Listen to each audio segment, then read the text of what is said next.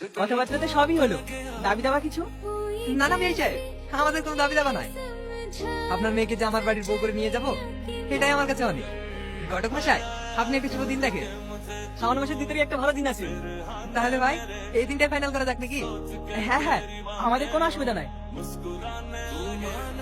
আব্বা, সাথী। কিছু বলবে? হ্যাঁ আব্বা, ওর বোনের সাথে একটু কথা বলতে চাই। ঠিক আছে, তুমি ওদেরকে উপরের দিকে নিয়ে যাও।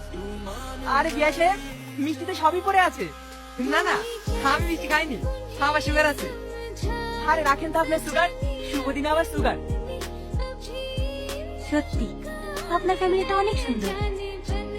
বলুন, কি বলার জন্য রাখলেন? আমাকে আপনার ভালো লাগে?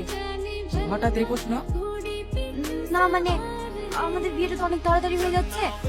আমাকে যদি আপনার পছন্দ না হয়, তাহলে আপনি বাড়িতে জানিয়ে দিতে পারেন। না না, পছন্দ হবে না কেন? আমি যেদিন তোমার সঙ্গে প্রথম দেখা করতে গিয়েছিলাম, সেই দিন আমি তোমাকে আমার করে নিয়েছি। আমি কিন্তু বিয়ের পরে বাড়ির ভেতরে থাকতে পারবো না। এখন যেভাবে বন্ধুদের সাথে ঘুরি, আড্ডা দিই, বিয়ের পরে এভাবে থাকতে চাই। আপনার কোনো আপত্তি নেই তো? যাকে মন দিয়ে ভালোবাসি, তাকে দু চোখ বন্ধ করে বিশ্বাস করো। তুমি তোমার বন্ধুদের সঙ্গে ঘুরতে যাও, এতে আমার কোনো আপত্তি নেই। সত্যি, আপনি অনেক ভালো মানুষ।